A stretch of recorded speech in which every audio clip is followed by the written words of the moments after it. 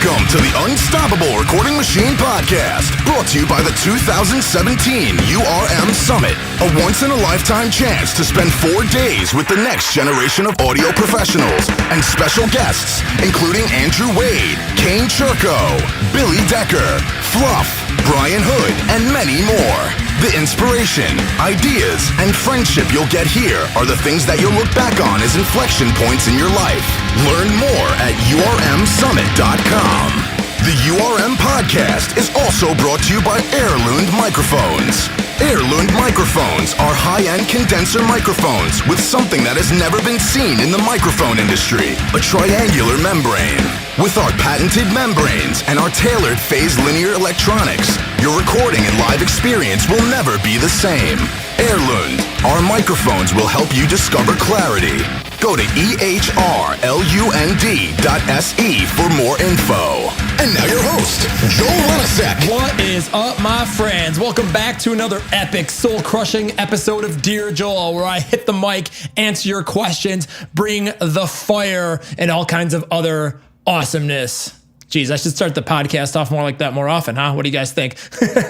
Well, you got to have fun with it. So if you guys got questions, I got answers. You got to hit up joel@urm.academy if you want to submit your questions to another episode of Dear Joel, where I come on and answer your questions and talk about whatever you want to talk about, as well as just a little bit of what I want to talk about. So without further ado, my friends, we are going to get into it and start spitting fire tonight. Let's go. So the first thing I want to talk about here tonight is something that I think is a very, very important topic, because a lot of you guys keep asking me questions about, hey, I'm getting an internship or something like that, or I want to get ahead and I want to succeed. So I'm going to give you the point of view here of a business owner. If you're coming in to get an internship or looking for a job and you want to do something and you want to impress somebody and make a really, really good impression. So from the owner's side of the equation, as a business owner, I sit back and I look for people that stand out. Okay. So what does that mean, right? So when you meet somebody within 30 seconds, you can usually tell if they're a star or not. Some people just have it and some people don't. You just know. And I look for stars. I want people that are working for me, that are on my team. They're going to roll with us, that are going to be stars. They're going to come in. They're going to blow us away. They're going to kick ass. I don't got to ask them to do something twice. They're going to take initiative. They're going to be way ahead. That is the kind of person I want coming in to my life to work on my team, because that is the kind of person that is going to get shit done. They're going to do an amazing job. They're going to put in the hustle and work really hard for you. So how do you stand out? What makes somebody a star, other than just having that non-tangible it factor that so many people, you recognize it, but how do you replicate it? How do you possess that? And I think it's important to analyze a couple different factors here, because there's a lot of different things that can make a person have that it factor. And there's a lot of different things that can really come up and help you, if you're in that position, get ahead. So you want to stand out. All right. So what's the first thing you want to do when you stand out? Let's break it down here on a micro level. So if you want to stand out, you got to be an initiative taker. Right? You can't sit around and wait. Some of the best people that work for me were people that absolutely badgered and annoyed the hell out of me online. They're like, dude, blah, blah, blah, blah. I want to come work for you, blah, blah, blah. I'm like, yeah, whatever. They're like, nah, dude, blah, blah, blah, blah. I want to come work for you. I'm like, yeah, whatever. Then they ask the magic question, how can I help you? What do you need? And I said, oh, okay, well, I need somebody that can do X, Y, and Z. And they're like, oh, I know a lot about X, Y, and Z. I'm like, oh, you have my attention. Talk to me about X, Y, and Z. And then I start asking them really difficult questions and grilling the crap out of them. And if I see somebody that is in there, that is prepared, that knows what they're talking about, not only do they have the confidence, they're going to come in and kick ass and do well, but they know their stuff. They did their homework. They studied, they researched, they know what they're talking about. That impresses me. For example, if somebody wants to come in and be like a social media manager or something like that, they better know a lot about marketing. They better know about a lot of social media. And if I'm going to ask them about a certain course done by a guru or something I've read or something I liked, and they haven't taken that, guess what? Boom, strike one. But if I come in and I'm like, yeah, blah, blah, blah. And they're like, well, I've taken this and I've taken this and I invested in this and I studied that and I did this and I read this and I've been doing this. Then I'm like, all right, now this is going to be a star. So I think it's really, really important, if you're going to go in and you're going to try to impress somebody and impress upon them that you are the right fit, that you are there to kick ass, you are there to learn, first critical step is taking initiative and actually learning about what that group of people that you want to work for, whatever they're doing, whatever job you want to get, what value you can bring to them. Like, how can you create value for them? What can you do that's going to set you apart from every other person on the street that walks in? How can you be different? How can you be better? And how can you stand out? And like I said, that is all done through creating value. That's what's the most important. You want to walk in and just be like, all right, how can I help this person? What does it look like they need the most? Okay, and you can just do a little bit of homework on them. And you can say, all right, they need X, Y, and Z. So if I can come in, I can assess the situation, I can bring in, I can acquire the skills and the knowledge and walk in the door and say, I noticed you need this. Let me show you, and then back it up right away. Boom. That, my friends, is an absolute recipe for success. So aside from having amazing initiative and just really going out and being a starter and, laying it out on the table right away that like, hey, listen, I know what I'm doing and I'm here to kick ass. The next thing is you got to follow through. And this is the part where I think a lot of people get screwed on is, it's easy to come in the door. It's easy to talk big. It's easy to walk in and be like, oh, look at me. I'm so badass. I'm going to blah, blah, blah, blah, blah. But you know what? Talk is cheap and it means absolutely nothing. So when somebody comes to me and talks big, okay, cool. They say all the right words, all the right things. All right, you have my attention. Now show me, because I do not give a crap what comes out of your mouth. Once the trigger in my head goes off and says, hey, like, all right, this person's got some potential. I want you to show me. You come in, you're going to sit down, you're going to just grind it out. If I give you a ridiculous task that's completely unmanageable, you're not going to sit there and complain about it and go boo-hoo, blah, blah, blah. It's too difficult for me. You're not going to sit there and whine about it and make excuses why you couldn't get it done. Dude, you are going to put your nose to the grindstone, right into the fire, and you are going to triumph, and you are going to excel, and you are going to succeed, because that is the kind of monster that you are. And if you can be that person who's got that follow through where you can just come in and you can just crush every single task and smoke it and take initiative and be like, and anticipate people's needs, be like, oh, I know you didn't ask me to do this, but what do you think about this? And the owner might be sitting back like, damn, dude, this is a smart dude, this is a smart kid. Like, that is the kind of thing that if you do, you will always have success. I'll go back and I will tell you a story from earlier when I was a young kid. And I'm going to talk about online video games for a second, which is a pretty awesome topic for those of us who play video games, and for those of us too cool for school. Nah, you're not. We don't like you anyway, so you can just turn this off. I'm kidding. But back in the day, I used to play a game called Quake 1. And, I was a little late to the party, like 2 or 3 years. I think like Quake 2 or 3 was in like full rage, about to start coming out or something like that. But I was still playing Quake 1, and I got into it, and I was like 4 or 5 months into the game. And I remember there was this server that I always used to play on, and there was the best clan.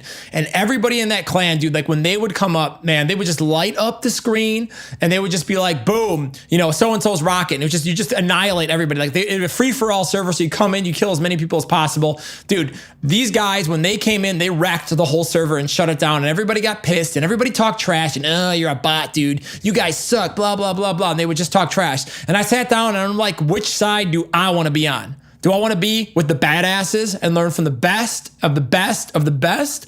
Or do I want to come in and do I want to be with the little whiny pantses that suck, that are small time and are getting roasted every day and lit up by lightning guns and rockets? It was a clear choice to me. So I'm like, all right, how do I get in with the badasses? Now, at first, my gut reaction when I started playing and I got onto the server in the first week, you get roasted a couple times. You get frustrated, you get pissed, you talk a little trash, you piss a couple people off. Okay, no big deal, blah, blah, blah. But fast forward, a couple weeks later, I wised up. So there was this one dude in the server who was the best. He whooped everyone's ass. Everybody was terrified of this dude. Everybody was afraid of him. Everybody looked up to him because this dude would wreck anybody. No one could beat him. He was unbeatable. He was the champion, and he had been that way for a long time. And of course, every time the dude came in the server, everybody would sit there and they would talk a ton of trash. They would sit down and be like, dude, blah, blah, blah, blah, blah, blah, blah, blah, blah. And then he would roast him, and then blah, blah, blah, blah. So So, it was kind of annoying for him because he had no equal in terms of competition. The people that were close that would try to like battle him in one-on-one were afraid to get their butts kicked and their egos smashed. So they wouldn't do it. So, I was like, okay, maybe I can get into this. Let me try an opposite approach. So one day he came in the server and then he's just like, oh, I see no one's in here. Are you going to quit and leave? And I'm like, hell no, dude, I'm going to kick your ass. And he laughed. He's like, really? He's like, all right, I haven't been challenged in a while. Bring it. Now I was a noob. I hadn't been playing that long, but I just kept coming at him. He kept roasting me. And I was just like, teach me. And he was like, piss off. I'm like, teach me. And, I just kept coming and coming and coming. We sat there, dude. He racked me for like 2.5 hours and I did not give up. I did not relent. I kept coming and coming and coming and coming and coming. And he says, hey, keep it up. Then he just peaced out. So that happened like a week later. I caught the dude in the server again. I kept coming at him and at him and Evan. And I was like, dude, I got a lot of respect for you. You're on top of the chain and, someday I want to be you. And the guy was like, really? That's interesting. Then he kind of peaced out and left. Another time, about a week later after that, the dude walks in the server. He's playing. I'm playing. Everybody else kind of pieces out because he crushed the server. And I just kept going. And we just started chatting just casually and about stuff. I'm like, teach me one tip, please. Please, please, please. I've been following you. I'm trying to learn from you. But, I can't even spawn because I'm always getting crushed with a rocket. So then he gave me a tip. So then I just started talking and he gave me some tips and then I learned. And then he came in like 2 weeks later and he noticed like, wow, this dude really got better because I sat down and I trained and I trained and I trained.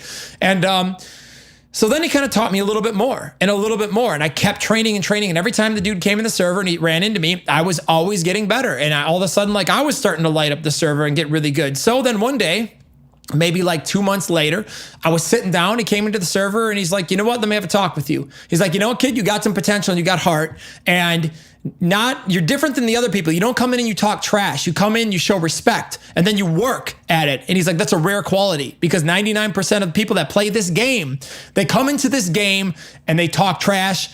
They get pissed when they get waxed. They challenge, they fight. They're like, it's not cool. But like you come in, you're cool. You listen, you do what I tell you, you put in the work. He's like, that's impressive to me. So he's like, I'm going to train you. He's like, because I'm going to be retiring from this game in like 2 months and I need a replacement. So I trained with this dude. I showed up every day. I worked and worked and worked and worked at the game.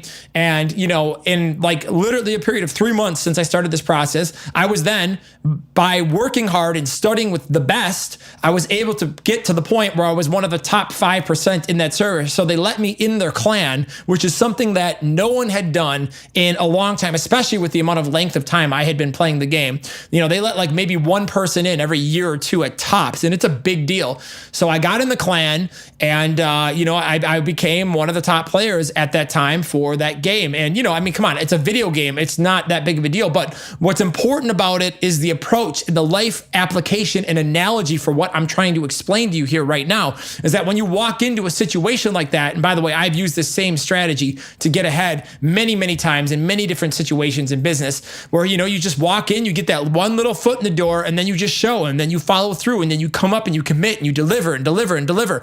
And, you don't sit there and you don't argue, you don't complain, you don't show up late, you do a kick-ass job. And if you screw up, it's okay. You apologize, you learn from your mistakes and you don't screw up again. And you keep going and going and going and going. And then all of a sudden, boom, you're the boss sitting in the chair one day. You know what I mean? So over time, I feel like that's the mentality you want to have. So if you're looking for an audio internship or, anything in life, but because this is an audio podcast, but going in with a mentality like that, where you're going to come in, you're going to take a lot of initiative to learn as much as possible on your own. You're going to walk in, you're going to have follow through, and then you're just going to have flawless, brutal execution of the tactics and the training and the advice you're learning from your mentor. That, my friends, will get you ahead in this life faster than anything else will. And you know what's so funny about this advice, and yet so frustrating to me, is I have told this to many people in my life. Lots of bands, lots of interns that you come in to intern with me the first day. I'm going to give you this exact same lecture, and you're going to sit there and you're going to look me in the eye and you're going to be like, yeah, dude, I'm going to be badass. You just wait. I'm not going to be like all the other interns that are small time working at Pizza Shuttle, dude. I'm a badass. I'm going to rock and roll. I'm going to come in here. I'm going to kick ass. And you know what happens? Almost none of them live up to the hype. It's not hard to stand out. If you want to stand out and be a standout person, you got to acquire the knowledge. You got to put in the stuff, and you just got to have balls of steel. You have to keep coming over and over and over back up. No matter how hard you're pushed, no matter how much you fail, no matter how many setbacks you have, how many problems you have in your life, you will overcome all obstacles. And when people see that, they're drawn to it, because successful people like to be around other people that are really successful, and they like to associate with them. They like to work with them. They like to find talent that has the potential to be molded into a lot of success. And this, my friends, is so important. It is such an important thing for you if you are a young kid out there and you are trying to get into this business. All you need to do is stand out, because most people are going to come in and they're just going to come in from a position of mediocrity. They're going to come in from a position of laziness. They're not going to show up on time. They're not going to put in the extra effort. And when they do put in the extra effort, they're going to complain about it. They're going to be like, I'm not getting paid enough for this. Oh, these hours are tough. I've got this and every other stupid excuse in the world. You know who cares? Nobody. Here's the little world's smallest violin played for you. Hop in the wambulance and go cry your way to the hospital. Or better yet, a pizza shuttle near you so you can come deliver us freaking pizzas. No one cares. No one wants to listen to your bullshit. No one wants to listen to your excuses. All we want to see out of you is action. We want to see passion. We want to see delivery. We want to see follow through. We want to see commitment. We want to see stars that stand out. It ain't hard to be that person. You just have to try. And that is the part where most people fail at. And it's so unfortunate to watch, because, it's just like, a lot of people can talk a big game, but how many people actually have the follow through? And that is the difference. Either you can deliver and you can keep delivering no matter what, and you find a way to deliver. Boom. I'll give you another example. All right. Let's talk about mixing. So I was working with a close friend who's a producer, and I remember one particular month, he slapped 33 songs on my desk that needed to be mixed in about a 2-week period. And I said to him, I'm like, dude, this is before speed mixing, by the way. This is kind of like when I was really developing it. He said to me, I'm just like, I don't know if this is humanly possible, but I bet you I get this done. And he's just like, we don't really have another choice, because you're about to go take a 2-month vacation. And he's like, I'm not going to do it, man. I'm too busy. I'm like, all right, so let's get this done. So I sat down, and I remember coming in at 4:30 on the day that I was flying, which almost cost me to miss my plane, and turning in mix revisions and getting it out to the bands to get the final approvals, and then getting my ass in a car, driving down to Chicago and getting on a plane and making the deadline, because that was what I had to do. If I had to come in and I had to work 16, 17, 18 hours, sleep on the studio couch and wake up at 4:30 in the morning and repeat, guess what? I did it. Because I had to do it, because, dude, it was my business. No one else was going to do it for me. No one else was going to make, there's no excuse on the world that could have solved that. So you know what I mean? Like, that is the kind of resolve and the kind of commitment and the kind of dedication that you need to have if you want to be a successful business person, if you want to get ahead, if you want to be even starting out a successful intern or anything like that. You got to just come in, like I said, balls of steel, no fear, absolute courage, and just the audacity to come in and push yourself to do things that are not normal and outside of what people's expectations are. Because when you deliver, and you deliver consistently over a long period of time, that, my friends, is when you achieve things in your life that you have never thought were possible, and you crush your goals and turn them into a little ball of dust, so you can look back and be like, oh, I remember when that was my goal, but that shit was small time. Now I'm doing this. You want to be in that position, and you can get in that position. You just got to come in and you got to be fire. So, all right, that's what I've got to say. You want to get ahead? You need to stand out. That's the bottom line. So let's move on. I just thought of something kind of funny. Sometimes people are like, man, you're so intense. You almost sound angry. And I'm like, dude, I'm not angry. I am fired up. I am jacked. I am excited and stoked to be here. And, it's just my personality. So what can I say? If I sound a little intense to you guys or a little angry, dude, I'm not angry, dude. I am jacked. I am living life. I am having fun. So feel that energy, and you take that energy and you do something with it. So, all right, first question is going to come from our subscriber, Sarah G. And Sarah G says, so many people embrace the no small time hashtag, but how many really know what it means? Can you rant some examples of common behaviors that you see every day by people that don't realize they are hashtag small time and holding themselves back? Fantastic question, Sarah. So, what is no small time about? And I've talked about this before, and I'm going to talk about it again. No small time to me is an attitude, right? No small time is when you do something that's like stupid, that's not going to get you ahead. Small time is like when you go in and you talk real big about how badass your band is going to be, how successful you're going to be at this or that, and then you don't even like show up to work, to put in the time. Small time is like when you're all talk and no walk. Small time is like when you have really big dreams, but you don't have the balls to go out and go after them and achieve them. You know what I mean? Like, I'm all about no small time in my life, and I want you guys to be about no small time too. And no small time is about absolutely not settling for anything less than your full potential. Waking up every single day and getting your butt out of bed and saying, all right, what am I going to do with my life today? I'm going to know what I'm going to do. I'm going to crush it. I'm going to do X, Y, and Z. I'm going to go right down the line and annihilate that. And I'm going to come up with 10 more awesome things to do because, I'm not going to settle for anything. I'm not going to settle for the amount of knowledge that I have in my life. I'm going to go out and I'm going to improve myself every day. I'm not going to settle for the amount of achievements or the amount of success I have in my life. I'm going to go and I'm going to increase that. I'm going to bring and attract more of it. I'm not going to settle for where I'm at in terms of my dreams. I'm going to go take a step forward towards those every single day. It's just about taking yourself and trying to be the best version of what you can possibly be and who you want to be. It's like putting your best foot forward. So, what are some things that people do that are obvious that, are really small time behaviors that hold them back? I think one of the first ones, and I've talked about this a lot, is self-delusion. A lot of people work themselves up in their heads and they're like, oh, I'm so awesome because I'm really talented at writing songs, and I'm really talented at this and really talented at that. But, then they waste all their time doing something stupid like, playing in a band that's completely dated that no one wants to listen to and they don't have the right image.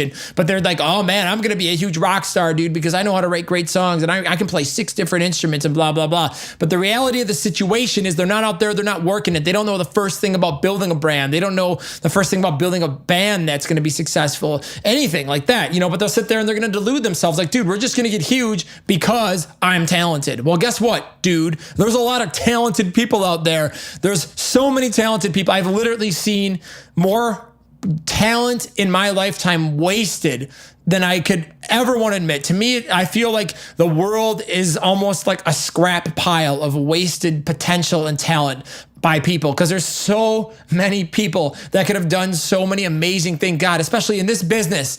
Oh, the voices I've heard, the singers I've seen, the talent, the creative writing talent I've seen from some musicians, the performance, all of it wasted. So many. Now, some of them make it because they're smart and they go in and they're no small time, but it's just amazing how much self-delusion can hold a person back. I mean, the best example of this is like that local band mentality. And a lot of you young producers out there, or even experienced, but you know what I'm talking about? Like, you go to the bar, you hang out with the cover band, and all the local bands that are opening the set, and every single freaking one of them is talking big. They're like, yeah, man, we're like fill in the blank. We're opening for so-and-so. It's a buy-on show. Like, they're not actually opening. Like, the agent didn't put them on the show. Like, they bought on to the venue so the venue could sell tickets. But they're like, yeah, man, we're opening for this. And, man, we're working with a new CD. And we're this and this. And I'm thinking to myself, I'm just like, yo, how many discs did you sell on your last effort? We'll call it an effort instead of an album or a single. If you're a local band, you haven't sold at least like 4,000 or 5,000 in less than 6 months. Don't even talk about being badass. If you can't go in as a local band and put 500 to 1,000 people in your local market in a venue to come see you play, I don't want to hear you talk big. If you're not a local band and your social media, I don't care how many followers you have, if you don't have a very high percentage of engagement with those followers, like, 100,000 likes because you bought them. Oh, three actual likes on your post, 0 shares. Like, come on, dude, that shit is small time. That is straight self-delusion. Don't be walking around at the bar being like, yo, dude, we got like 100,000 likes, dude, on Facebook, dude. We're blowing up, man. Our new single, man, it got like 5,000 views, 5,000 views. No one gives a shit, dude. Go look up like Gangnam Style by Psy, dude. How many billion views does that have? Now tell me more about like your 5,000 views. No one cares. So, you know what I mean? Like, I get it, man. I was in a local band for a long time, but we diluted the crap out of ourselves. We're like, well, we're a good band and we can play good. And, we work really hard, so we're going to make it. Right. Yeah, we're going to make it. We missed the whole part of branding and like being relevant in the market and like writing songs that people actually care about, that react. So these are all small time behaviors. I'll stop making fun of local bands. And actually, no, I won't. It's just frustrating because I see it all the time. I can't get away from it. Every time I go out, every time, I'm in the studio, there's all these local bands and they all talk so big and they get in these arguments. I walk into the lounge to like go grab some tea or drink some water and they're just sitting there and they're talking big like, man, we're going to be huge, bro. And then I walk down the hall and I hear their song coming out of the thing and I'm just shaking my head and I'm looking at the way they're dressed and I'm just like, dude, what up? 15 years ago, and like, I'm just thinking to myself, and these guys actually believe that they're going to get big. They're going to kill it. They're going to go somewhere. They're going to get ahead. They're going to be the next band that a generation of kids is going to want to strap across their t-shirt and say, this is who I am. This is my identity. This is me when they're at school. You know what I'm saying? Like, come on, let's get off the self-delusion train. So it's really easy to dilute yourself and let the self-sense of ego dilute your actual potential. You have to really, really be careful with that because when you start having a little bit of success, like, maybe your band achieves something, you get on a decent tour or something, you're like, oh, immediately, oh yeah, we're going to make it right away. And it's just like, listen, when you get signed, dude, the work is just starting, okay? Most bands think that as soon as they get signed, like the magic boogeyman is gonna come into their life and just roll out the red carpet for them and give them everything and drag them across the finish line and make them successful. That ain't the truth. You gotta go out and make yourself successful first. So when somebody comes in and brings in a pile of money behind you, that you can put steroids into that and you can take and amplify that. So, success is earned, man. It ain't given, just like respect. You gotta go out, you gotta earn that stuff. So you gotta really get off the self-delusion train. To me, self-delusion is just one of the biggest killers of people in music, and it is like cancer for the music industry. Literally every other local band I meet, probably like 80% of them I've met in my life, has some form of ridiculous self-delusion. I get it. Like, as they say, dress for success, dream big, like you're the car salesman. It's your first day. You go out and you buy the Lexus, even though you can't afford the thing. You go buy the $300 shoes and $1,000 suit, and you go to your first job, and then you realize you haven't studied selling and you don't know how to sell a damn car, and you just blew like, 40 grand. So I get it. Like, you got to fake it till you make it to some degree, but there's a point where it's detrimental, where it's just talk, and talk is cheap. Everybody has a mouth and anybody can spit and spew that mouth. Anybody can sit there and just like let it come out and just make verbal diarrhea. But how many people can actually take what comes out of their mouth and turn it into something that is good, something that is positive, something that other people react to on an emotional level? That, my friends, is the difference. You got to do it. So self-delusion, the number one killer of dreams, and possibly the most small time of all small times in the whole world. There's nothing more small time than that. I mean, that's a straight trip right to the local pizza shuttle near you. Even though pizza shuttle, I just buy that chain someday when I have the money and just make it a national franchise. So you guys can all have one next to you. So you can send all of your big talking, self-deluded local band singers and guitar players right there to pick up a freaking application. That's now on my to-do list. So, all right. So the next thing I think that is a very, very important thing that people do is commitment, the C word. Commitment to me is insanely important because at the end of the day, all talk aside, there's going to be a point where some of us are going to actually sit down and say no small time, and we're going to start doing it.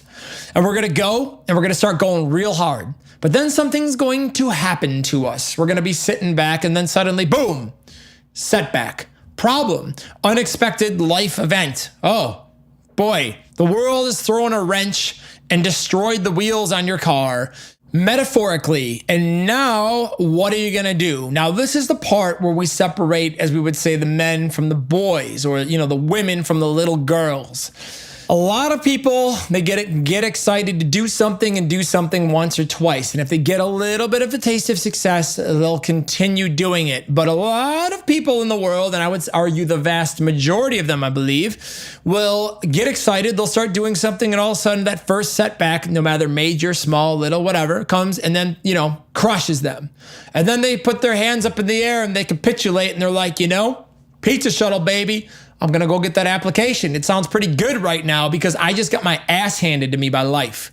Well, this is where commitment and discipline come in, because if you are committed and you are savage as fuck and you're out to crush the game because you are a beast, it does not matter what life throws in your way, my friends. You will overcome it. You will take it. You will grab the bull by the horns. You will jump on that thing and you will smash it into the ground. And then all of a sudden something else will come. And then 4 more bad things will happen and another setback and another setback. Dude, you don't need to ask for permission to succeed in life. You need to completely ignore everything bad that happens to you, learn from it, and smash through it like a semi-truck through a glass wall. And if you don't have that mentality, that type of commitment, I am telling you, there is no speech, no motivation, no pep talk, no anything on this earth that is going to make you succeed. You need to go do it yourself, okay? You got to get in that truck and smash right through that glass with the pedal to the metal. And that is the only way. So a lot of people, like I said, they get excited. You get excited, they start doing something, then reality kicks in and they're like, oh, it's hard. I don't know what to do. Oh, I don't blah, blah, blah, blah. I don't know if I can. This came up. Oh, I'm having this problem in my life. Dude, screw all that bullshit. All that is a bunch of excuses. Yeah, I get it. You know, there's always exceptions to every possible thing you can ever say in counter arguments. Yeah, there's somebody out there that's just like going for it, and all of a sudden they find out they got a month left to live because that guy's screwed. You know, it's unfortunate.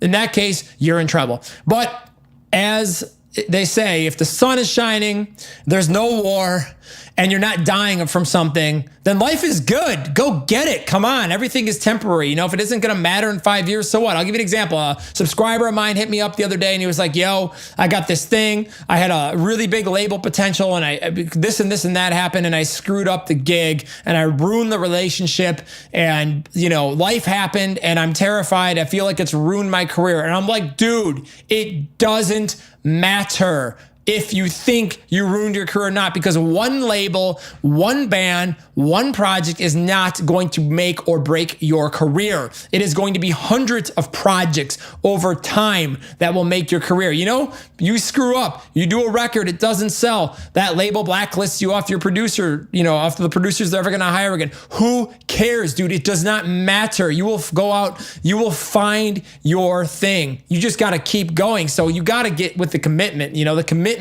is what really drags you over the finish line. So not being committed, fanatically committed, that is a common small time behavior that will get you a fast track to Pizza Shuttle. So get rid of that one, scratch that one off your list. Another massive thing that people do that's super small time is that they are afraid to ask for help from people that are more successful or knowledgeable or even slightly ahead of them in life. They come in with this know-it-all mentality like, oh, I know everything. I'm not going to listen to anybody. I mean, come on. This is like a total mid-20s male typical trait that so many of us have at that age. You know, we know everything about everything. You don't need to tell us anything. We're on top of it. Blah, blah, blah. Show no weakness. Maximalist. Well, listen, that know-it-all attitude is absolute cancer for success. You need to know when to shut your mouth because maybe you've got some talent.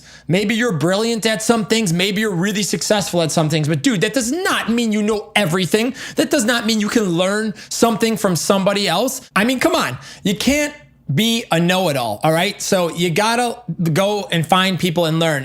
The people that I know that have some success and become know-it-alls and then they never progress and they don't want to progress because they don't want to listen to anybody. I feel like that's almost the worst case. To me, that's almost as bad as somebody who just sits there, have self-delusion and just blows hot air. It's like you have somebody that figures something out, works hard, gets somewhere, and then they just can't get past that peak and they won't listen. And you're just like, oh yeah, you know, so-and-so says you should do this. You should listen to them. They're like, blah, blah, blah, blah, blah. You know, they don't want to listen to it because they know better. You know, that is also a very, very prominent form of self-delusion. And in my opinion, quite the small time behavior. So you got to really watch out for that one. You know, you should always be learning, always be looking for ways to improve upon yourself, the way you do things, your methods, your tactics, your techniques in life. everything. There's always somebody out there that is smarter than you, no matter how good you are at whatever you're doing, that you can learn something from. You would be stupid not to. I mean, I'm sitting here thinking like, okay, I mix at a pretty decent level and I've got some cool bands, and I still sit there and I watch Nail the Mix, and every month I'm learning from all my peers, and it's really cool. Every time one of these guys comes on, I pick up something new, and it's really, really cool, and it's really exciting. You gotta be a student, a perpetual student. You cannot be a know-it-all. And that's something that really gets me fired up, because it's like, you sit down and you see something where you make a comment, you're like, well, hey, you asked my opinion, so here's what I think. And then they're like, yeah, blah, blah, blah, blah, blah. And then they don't want to listen to you. And you're just like, okay, well, that's fine. And then somebody else goes through the same thing with that person. And then you're just thinking like, wow, that person's really screwing themselves. So don't be a know-it-all. That is something that is super small time and definitely will hold you back from getting ahead. So Sarah, I hope that helps you and that gives you some things to think about. What I would consider, people might be hashtagging no small time, but those are some small time things people are doing that can definitely hold them back. So, all right, let's rock on to our next question. All right, our next question comes from Gerard. Dear Joel, I love your rants and advice. They always remind me to not be small time. Thank you. I appreciate that. The studio I've been working out of has by far the stupidest name ever. And he says, I don't want to put the guys on blast so I'm not going to mention the name. That's a good idea. We don't want to embarrass anybody, but if they have a crappy name, they should be roasted. But anyways, let's get back to the question. And they want me to become a partner. It's a great opportunity, but I really don't want to be associated with such an awful name. It's not a very well-known place. Okay. And I'd like to try to get them to change the name to help bring in more bands and have the name be taken more seriously. How do I go about bringing this up to them? Thanks for your time. Never stop. Keep reminding me and everyone else to stay. No small time, Jared. All right. Sorry, Gerard, not Jared. Gerard. All right, my friend, listen. If they're asking you to be a partner of the business, to me, that means one thing. They respect you. And if they respect you, they will listen to your opinion, unless they're a bunch of self-deluded fools like I was just explaining. So, Gerard, I think it's important to say, and you can do this in a non-confrontational lane. So let's say your partner's name is Billy. You can say, Billy, what do you think and how do you feel about this? I've been thinking about our brand and our name and our value in the marketplace, and I feel like it's really holding us back. And not only do I feel like that it's holding us back, I've had some of the bands that have recorded with us, and I don't want to say names because they feel sensitive about it and they didn't want to offend, but they sat back and they were like, your name, the studio name's kind of stupid, man. It's kind of dumb. Like, it's not that cool. It actually really sucks. And you can just say it in a non-confrontational way and just be like, I think we could have a stronger brand. Since we don't have a really powerful identity that's really established, that people know, that's not a household name, what do you think about trying to find something better? Because, I keep hearing this over and over and over, and no one wants to say it to you, but I feel like as your partner, it's my duty to try to make a better business together. And if you care about our partnership and our business, you'll listen to my feedback. Wouldn't you agree that that's a smart thing to do? And then you'll probably sit back and be like, yeah, okay, I can see what you're saying. You can explain why you think it's a silly name. And you'd be like, you know what? How about this? I've got 5 names I came up with right here. And what do you think? Is there any of those in there that you think is cool? Or why don't you tell me? How about you brainstorm some? So you got to just do it in a non-confrontational way. But listen, Gerard, dude, if you care about your business and you want to be successful, you got to have a rock solid brand. You got to have a cool name. You know what I mean? You can't have some bullshit Mickey Mouse small time sandbox pizza shuttle name, dude. That ain't going to get you anywhere. That ain't going to get you ahead. You need something awesome that rolls off the tongue, just like band names, like no one wants to listen to a stupid sounding band. Like, it's got to sound like a successful band. I mean, how many bands have come in, they play like light rock, dude, and they've got like some metal band name or something. And you're just like, yo, you guys sound like a local metal band. But if you listen to your name, but then you guys come in, you play like the lightest, softest music. Like, how about getting a name that fits for your brand? So sometimes people are like they're very oppositionally defiant to that sort of suggestion. But dude, if you believe in it, man, you got to go for it, because the worst thing that could happen is he'll just be like, all right, you don't know what you're talking about, blah, blah, blah. And then guess what? You're back to where you're at. Or if you really want to play hardball, you could be like, I want to join your business and I think it's a great opportunity, but I'm not going to do it with that name. We need to get serious, dude. Do you want to be serious? Because I want to be serious. Wouldn't you agree with me that we should be more serious and we should be taken more seriously? I mean, come on. Who's going to say no to that? Let me talk to him. Put him on the phone with me, dude. I'll set him straight. You have him call me or email me if you get into this confrontation with him, and I will call him and tell him that his name is garbage because I've seen the band name and I agree, or sorry, the studio name. He did send it to me in the email here, and it's bad. So it's got to be changed. You need a better brand than that, and have him call me if you need some ammo. So I got your back. But I'm just saying, as a general thing, this is how I would deal with it. So good luck with that. Do not take no for an answer. Do it polite, do it tactfully, but get what you want. All right, next question is from John. Hey Joel, I'm in my late 30s and I feel that I'm way behind the 8 ball on pursuing my dream of doing audio production and mixing. This career change is both exciting and terrifying as hell at the same time. What is your advice for someone who is late in the game, so to speak? I spend my days learning and doing as much as I can, yet I feel like it's never enough. Fire away. All right, John, here's what's up, man. It's never too late to be great. It never is. I believe this wholeheartedly. I've seen it. It's never too late to be great. I mean, I didn't really start taking my producing until I was about 27 years old. That's when I really started taking it like seriously. I mean, I was doing it for a long time before then, but I mean, making money and stuff, but I wasn't like, even though I had quit my job, I was still playing in a band and screwing around. I wasn't like all day, every day, just balls to the wall. Like I'm going to be savage at producing, that's when I really got going. So, I mean, that's not late 30s, but I mean, it didn't take long to get to where I needed to be is what I'm saying. So if you really want to do that, do that. Now, something you may or may not want to consider. I don't look at this as necessarily as an all-in kind of thing, right? So I believe a good business is one that is calculated. Because we're business people, we probably want to take calculated risks.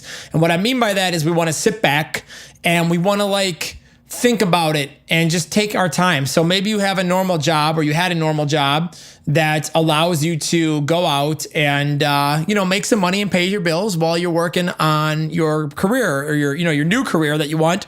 But let me paint a worst case scenario for you. And this is something to think about because this is important. Maybe you can find a normal job that you like doing or enjoy somewhat, and that pays the bills, that gives you a little bit of flexibility and freedom. And then on the side, you can go and you can put in some time, you can record, you can make a bunch of extra money. Because, I don't think it's unrealistic at all, I know from experience, to have a day job and then be able to pull like an extra 20 to 40 grand a year just producing stuff, mixing stuff, mastering stuff, etc. on the side, on the weekends, an hour a day after work or 2 hours a day, you can make a lot of extra money and you don't have the pressure I'm going to lose my house. So you may want to transition into that. And that to me, in my opinion, is your worst case scenario. So finding a job that keeps you going, that you don't absolutely hate, that's out there, you just got to find the right spot. And in the meantime, going out, building your business and stuff like that. Now, at some point, you may want to jump off, but I would wait until I have a lot of clients lined up. I've built a lot of rapport. I've got a lot of repeat business, because if you're going to jump off and you're going to go in the deep end, that's pretty risky and that's pretty scary, and you should be terrified. That fear is what's going to motivate you and inspire you to keep going and put in all the extra work.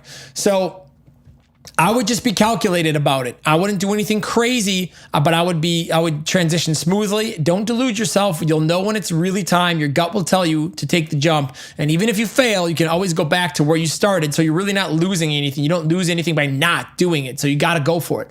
Now, to answer the second part of your question, I feel like I'm spending my days learning and doing as much as I can, but I feel like it's never enough. Well, John, my friend, listen, I feel like no matter what you do in this life, what goal you have, how you go about trying to smash that goal, it is never going to be enough. You are never going to ever feel like you have enough information or enough. Just fill in the blank. There's always something that is going to be lacking no matter what you do. It literally does not matter what you're doing. There's always something that you're going to be doing that is going to feel like you're lacking, period. You will never have 100% perfect information in any situation. If you don't have perfect information, then how can you feel secure? Well, a real entrepreneur, a real business person just gets that like 20 or 30% on that whim and that gut, and they have just enough to know they can act decisively, and they make the decision and they go. And if they crash and burn, they learn. you know? If you're going to crash and burn, you're going to learn. But if they don't and they're right, guess what happens? Boom, they keep going. So either way, I see it as an upside. You got to take a little bit of stoicism. Go read some Seneca, man. You know, like sit back and look at things as opportunities. Like, okay, I screwed this up. Next time I won't screw it up. Opportunity. Okay, I see a positive side there. I see a gain. Okay, well, I tried this and then boom, it worked. Okay, great. So either way, I see only upside. Like you're either going to learn something, which adds value, or you're going to do something and achieve something, which adds value. Obviously, you'd rather do something and achieve something, but the latter isn't so bad. So you got to think about it like that. You know what I mean? It's like, I would be careful. You're never going to have all the information that you're going to need or want at any given time in the moment when you're making the decision. But dude, you got to make the decision. I've always kind of been just like a throw myself in the fire guy myself. Like half the time I have no idea what the hell I'm doing, but you know what? I try my best and damnedest to learn.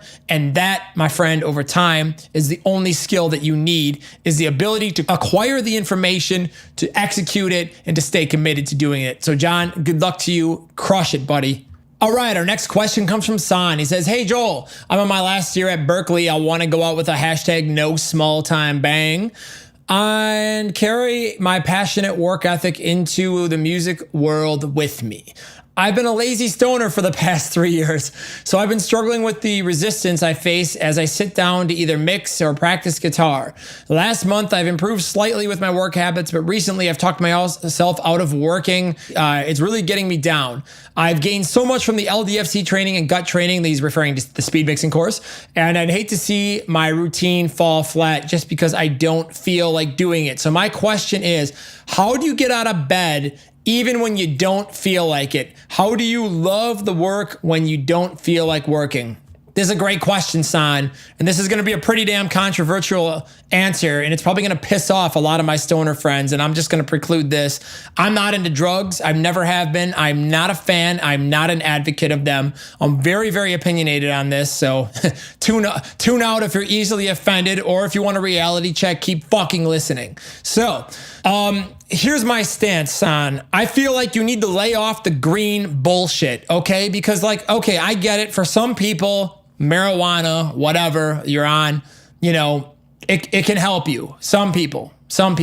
A lot of people, in my experience, and I've seen a lot of potheads in my days, it has a very detrimental effect on their productivity, their habits, their ability to, as you say, get out of bed and, you know, make you feel like it. Because all they do is sit around and roast and roast and roast and roast. And it makes you a lazy, fucking worthless sack of shit.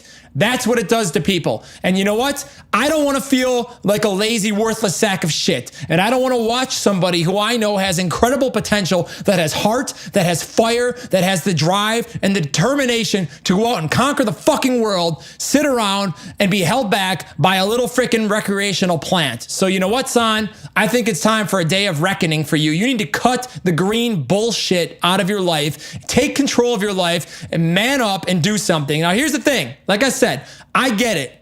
Some people, weed or whatever, you know, they have this fantasy, or, you know, I shouldn't say fantasy. They have a love affair with it and they think it's a great thing for them. If that's you, good for you. You know, I am not saying, I'm saying do whatever you want to do with your life. I'm not here to judge you. But in my experience, in my opinion, and what I've seen in my life, I think for most people, it has a very detrimental effect and they need to cut it out. So here's my opinion on substance abuse and things like this, son. I think this, anybody out there in the world can go and get high. It doesn't take any effort. It doesn't take any, you know, initiative. It doesn't take any dream. It doesn't take any commitment. It doesn't take any struggle. All it takes is 10 to 20 fucking dollars USD to go buy your pot bag so you can go smoke it, which is, you know, fine, whatever. Suit yourself. Do what you want to do with your life. I'm not here to tell you how to live with your life, but you asked me what my opinion is, so I'm going to tell you what it is. Any person can go out and get high, but you know what, dude? Not many people can go out and have a fucking dream, a big dream, and go out and crush it and achieve it. And you know what? Anything, in my opinion, that holds me back or anybody I know back from achieving that goal, and like I said, because I'm being careful and I'm being polite, that this doesn't pertain to everybody, but from my experience, the vast majority of what I've seen in society, you know, not many people can go out and they can get what they want in life and achieve that. And anything that prevents you from reaching your full potential, to me, is a waste of fucking time and a waste of energy. So I think you throw that shit out, cut it out of your life, cold turkey, pick yourself up out of bed, and no small time it, man. Go out and do something with your life. Wasting your time and your potential, getting high, is pointless to me. Sure, maybe it brings you some enjoyment, but you're just telling me about how you're sitting there at school and, you have all this passionate work ethic, but then some days you don't even feel like you want to get out of bed and you're talking yourself out of it. Like, dude, the word passion and work ethic and what you're telling me do not go together. Cut the catalyst. You got to get rid of that crap, man. It is holding your ass back. So you know what? Like I said, do what you want to do with your life. But at the end of the day, I think you need to quit the green shit, because it sounds to me like it negatively and adversely affects you. I would rather stay clean and stay focused and put all of my energy into what I'm doing and my passions and being the best version of myself that I can be every single day than I would sitting around in my room with fucking tie-dye t-shirts, black lights, lava lamps, chilling, going, dude, way. That to me is not the kind of person I want to be, and it's not the kind of life that I want to live. And I think some people need a wake-up call. And again, like I said, I've seen some really amazingly successful people that, have regular substance abuse habits. But I have exponentially seen so many more people where they had so much energy and fire and passion in their life. And then as soon as they got on the green shit, it just killed it. It absolutely took it away. And, it just changed them mentally. It made them lazy. It made them entitled. It made them just out of it all the time. It controlled their life. Maybe that's a personal problem. I don't know, dude. I'm not an expert on addiction and substance abuse. I'm not a doctor. I don't claim to be. I can only go off things that I've observed in my life. So, dude, I would get off that shit. That's what I would start. That's number one. The second thing you got to do is you got to find a way to get yourself motivated. Obviously, you went to music school because you love music and you appreciate music and you enjoy music. Obviously you're there doing this stuff right now. You're watching podcasts, you're subscribing to Nail the Mix, you're taking speed mixing because you want to do this. So the passion is in you, man. It's there. You don't need me to tell you that it's there. You know that it's there. All you need to do is wake up in the morning and just be like, what kind of person do I want to be? Do I want to be the person that lays in this fucking bed and is miserable because he's not getting what he wants and he's not any closer to what he dreams? Or do you want to be the person that goes out and is fucking savage and gets it and puts the hustle in and sits up and goes and fulfills and self-actualizes during the day because they are achieving what they're achieving, man? Okay, I'll tell you another story. I was at the mall today picking up some stuff, some clothes I bought for a special occasion coming up here. And I ran into these sales guys, and they were trying to hustle me on some shoe polish or something. And, I like when people try to sell stuff, and like 19-year-old kids, man. And, this one kid had a lot of fire and he's just going on and on and on and on and on about this and that. He's trying to sell me. And, come on, I have some sales experience and stuff. So I'm grilling him. I'm playing games. I'm having a lot of fun. Then we started talking about business and stuff. And I gave him some advice from an old man. And I said, listen, dude, here's what's up. Because then he started talking about how he likes to sit around and smoke. I'm like, how much time do you sit and smoke pot all day? Then he told me, I'm like, now imagine if you took that time and applied to yourself. Maybe you wouldn't be sitting at this kiosk peddling bullshit, making no money, sitting there pissed off about how your life isn't going how you want to, as you're telling me. Maybe you would be able to sit down, take all of that time you wasted smoking, being lazy ass, and apply it to doing something actually productive. Imagine how that would change your life. And that kid sat back and he was like, man, no one has ever had the balls to tell me that before. And he's like, dude, you're right. I'm like, good. So grab your pen. I'm going to give you some books. Here's my Instagram. You read these books, you hit me up, and I'll give you some more. You do that, you'll change your life. If you have the follow through, because you're bright, you hustle, you've got work ethic, but you don't got time to sit around and just be stoning all day, man. Go do something with your fucking life. It gets me riled up and pissed. I'm sorry, guys. Like, I don't want to get everybody fired up here on Team Let's Get High every day, but You know, I have watched so many of my friends growing up during my life waste all of their talents and potentials on shit, doing drugs, sitting around all day, getting high. And it's sad to me. It's really fucking sad that I have to sit here and I think, looking back and see how it panned out over 20 years, and I get to look at them and I think to myself, like, all you had to do is apply yourself. That's all you had to do. Instead, it was more important for you to sit on your ass, and now you are a miserable asshole 20 years later, not fulfilling any of your potential, completely unhappy, and your life sucks. And you're unhappy, and you tell me this. And I'm thinking to myself then, like, dude, when I told you when we were sitting there in 9th grade not to fucking toke up and to do something positive, then you laughed at me and said I was the fucking moron, and now you're asking me for advice. So you know what? Dude, come on, guys. Like, get your shit together. Like, it's a waste of time. I mean, okay, if you want to do it recreationally a little while, you got to party, you got to have a little bit of fun. Sure, if you're that kind of dude, go do it. But wasting all of that time and energy all day, come on, you guys know who you are, man. I don't know many people like that can sustain that level of drug use, and it's a good thing for them. I really don't. I know a few, but it's a very, very small statistic number. You know, it's a standard deviation from the mean. It's way outside the norm from what I've seen in my life. So I don't know. Like I said, I don't claim to be an expert. If you can't handle it, get off the shit, or get off the ship. So, all right, next question comes from Jay. I'm one of those awkward people you see standing alone at metal concerts, but recently that changed when you gave me some pointers on how to approach people. I've been stepping outside of my comfort zone in general and doing things I never thought I'd do. For example, recently I've been offering rides to people I've seen at shows and, waiting for public transportation. Now I have one problem. I'm actually having a hard time connecting with some people here. I didn't realize that there were groups out there that are crews or collectives, and if you are moshing and accidentally bump into one of these members, their friends would try to lay you out in the pit. I'm trying my best to stay positive in a neutral light, but it seems that if you go to one promoter show, you are affiliated with one crew and vice versa. Is there any way I could still be a part of the scene without picking sides? Thanks for all your tips and pointers. Best, Jay. That is a really interesting topic, Jay. I mean, I feel like this. If you're going to shows where it's like a gang where, like, you can't go to somebody else's show without like being affiliated with one group or the other, that's pretty stupid. You need to find a new freaking scene, man. Like, seriously, I would not associate with people like that. I mean, come on, we're trying to build clients and stuff like that. So what does that mean? If you get one band in the studio, then all of a sudden, like, 16 other bands in the other club aren't going to come and work with you because you did this band. You know what I mean? Like, that's where that goes. So you either have to pick a side or you need to stay the hell out of the stupid mosh pit.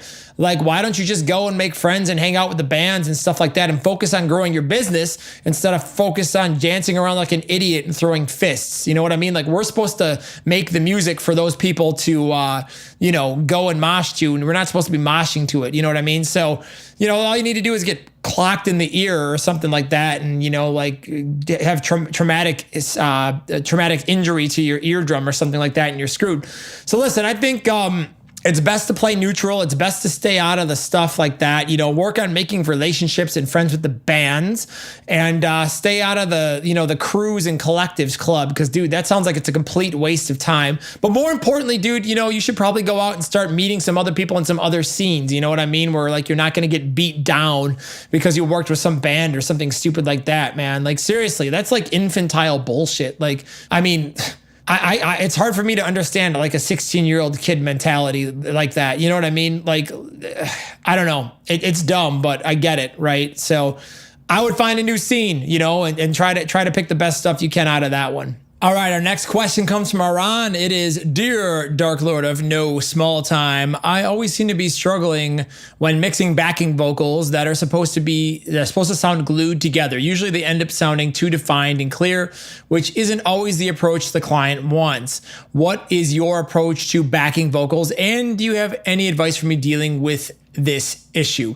All right, so here's what's up, man. Backing vocals are kind of interesting. I think part of it is production and part of it is mixing, meaning that if they are not produced correctly, they are not going to mix correctly. So that's something to first off take into consideration. So I like to do a lot of layering. If you're gonna have a lot of backing vocals, for example, for me, it feels weird to have like just one centered main vocal or something like that. I think it's important to, at least double your main or triple it or something, so you got some size, and then maybe throw in a whole gang choir of backing vocals around it, so you can kind of get everything together and make it sound glued. So that being said, predicating that with a little bit of producing, let's talk about actually mixing it. So backing vocals are interesting because I feel like if they're too dark and too warm, what happens is you lose a lot of clarity and they can add size. But if they're too bright and too separated, what's going to happen is they're not going to gel and they're not going to sound crisp. Or sorry, they're going to sound crisp, but they're not going to sound like it all fits. So you got to find the balance between, getting something that's a little bit warmer in the backing vocal, but still has some clarity, because it can get really muddy on the sides and it can eat up a lot of frequency headroom, especially if you have like, a lot of guitars. So for example, if you've got like a split harmony, like a third, and like split octave down, and then like a split, fifth up or something like that, and you've got, a 3 harmony stack. There's a lot of low end energy and stuff that can really accumulate. So I usually kind of group them together on a vocal bus, compress them, whatever, limit them, whatever I'm going to do, and EQ them together and kind of try to get them balanced in there with the vocals, and then kind of play with the EQ, like maybe rolling off a little bit of top, maybe carving out some lower mid range or something like that, and trying to find the spot where it kind of like locks into the main vocal and it adds size. And the thing you got to think about and realize when you're mixing backing vocals and harmonies and stuff like that is, are they meant to support the vocal melody? Are they meant to just kind of like be heard and add ambience and size? Or are they meant to be upfront and in your face, almost like a dual lead? You have to establish that. That's the first question you have to establish. So once you figured out what the role is, so if you want them to be super loud, maybe you need to, maybe they need to be really bright and disconnected. But if you want them to be a supporting element where you can hear them in their, or, like lower and they're adding size, then you probably got to go a little bit more glued. So I think you can get 99% of the way there with EQ. You might need to, like in some sort of dynamics like limiting, but you might also need to concentrate on getting your effects right. So for example, your backing vocals may need to be drier if you want more clarity, or if you want more ambience and size, you might want to make them wetter. So you got to just balance these things around, you got to go in and you got to just think about like, what am I trying to achieve and how can I get it there? So if you're getting stuff that's too clear and defined, I would definitely just add some mids, add some bottom end to them, or maybe take off a little bit of top and, maybe mix them just a little bit lower and see if it sounds a little bit warmer and a little bit better and it gels better. But, it's like a fine line. You know what I mean? It's a lot easier for me to show you and to sit down in a session than it is for me to sit here and get on the mic and be like, yeah, dude, you got to do this and this and that. So, those are all things that you need to take into consideration. So hopefully that helps you. All right. And our last question of the gamut here comes from Jesse. He says, Dear Dark Lord of No Small Time, I love hearing you talk about business, because being a 16-year-old who currently runs a full-time studio and someone who's looking into investing into other businesses in the future to have multiple sources of income in the coming years, I've heard you talk about having multiple businesses, and I was curious if you could talk about those and maybe even introduce how you came about starting or buying those businesses and how it affected your work life so far. Thank God I joined speed mixing because you made me a freaking monster. Thank you, Jesse. I appreciate that. And thank you so much for taking speed mixing. I just want to say thank you personally to all of those of you who have taken speed mixing, because speed mixing has been a tremendous success, and the amount of feedback I've gotten, it's really changing a lot of people's lives, and it's so humbling for me to hear that from you guys and to see what you guys are doing, and I'm just overwhelmed with it, like the progress that people are making. When somebody comes and tells me they spend 3 to 4 days mixing and now they can knock out a song in like 5 or 6 hours, or they were supposed to spend a whole day mixing a track and they're ripping the best mixes of their life in like an hour to 2 hours, I'm just like, hell yeah, equals a lot more dollar bills in their pockets, because they didn't got to sit there and screw around and waste time. They're more confident, they're kicking ass. So Jesse, I'm glad to hear you are one of those people. So to answer your question, I need to introduce you to an economics topic that's very important when starting a business. if you have too many irons in the fire, dude, you're going to burn out and you're not going to have any fire, okay? There's not going to be any room for any fuel to burn in the fire. So you need to take some of them irons out. First things first, build one successful business. Learn the principles, and the mindset, the philosophy behind building a successful business. So when you start a second business, you know, or at least have a good idea of what is going to work or not work. I think you're too young to have so many things in the fire. So first, I would concentrate on what's working in your life and build and take that business, which is already full-time, and grow it and scale it and turn it into even a better business. So when you're 25, you've got a lot of money and you're doing well and you're making a great living. You know, like if you're really good at something, do that. And starting multiple businesses is a little bit tricky because, you know, it can bring in different sources of income, which is nice. But the reality of the situation is every minute you do spend doing something different is a minute that can be spent doing something that you're already great at. So you really need to weigh the economic factors of this decision. If you're going to start a business, you know, I mean, how many songs could you mix at the rate you're going to be at in a couple of years from now? And could you go, and how much money could you make versus the amount of time it takes? Because it might take you 3, 4, 5 years to get a business really going off the ground to see if one of your ideas is even viable in the market.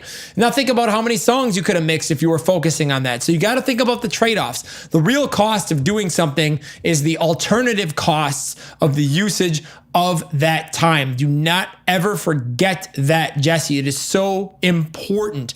You have to be careful with that. So, you know, if you want to try other things, go ahead and try them. But you need to realize that every business that you start is a full-time job and that you are going to have to make real sacrifices in these businesses at certain points as one thing picks up and another slows down and then that switches next month or next week or 2 days. It's a pain in the ass to have multiple businesses. Sometimes I wish I had just one, but at this point, I'm so committed into several different things that I do and invested that it doesn't make sense. So you have to be absolutely savage at time management. You got to be absolutely savage at outsourcing and managing a team and stuff like that. But like I said, to me, the most critical thing for you to do is to learn how to build a single business, especially at your age, into something successful and viable that's got some long-term standing. And from that, you will learn the principles, you know, because going and failing in 5 different ventures isn't necessarily going to help you. But if you can learn all of the lessons in one, and then you'll have a much better chance of starting the other ventures. So just don't get too big for your britches, man. You know, it's not a race. I mean, to some people it is, and I'm being like an ultra competitive person myself. Like I get it, but at the end of the day, you know, it's not a race. It's not about how much you have. It's not about how much you gain. It's not about how much compared to somebody or something else. It's not important in life when you get older. What's important is that are you doing something that brings significance and fulfillment into your life that you love doing, that makes impact for you? Are you balancing your life? Are you having a good social life and, you know, good relationships and family and things like that? Like you need balance in your life, dude. And if all you're doing is playing ultra entrepreneur, you don't have time to have a life. It doesn't matter if you're on a private jet or a freaking yacht or you're drinking a $200 bottle of freaking wine and paying $1,000 for your dinner. It isn't going to make you any happier than you are already right now, except the setting's a little bit nicer and maybe you're sitting in more comfortable clothing or you drive in a slightly nicer car. Like it doesn't matter. It's bullshit. All right. You got to understand that. So just don't be greedy, be smart, take your time, do it because it's fulfillment.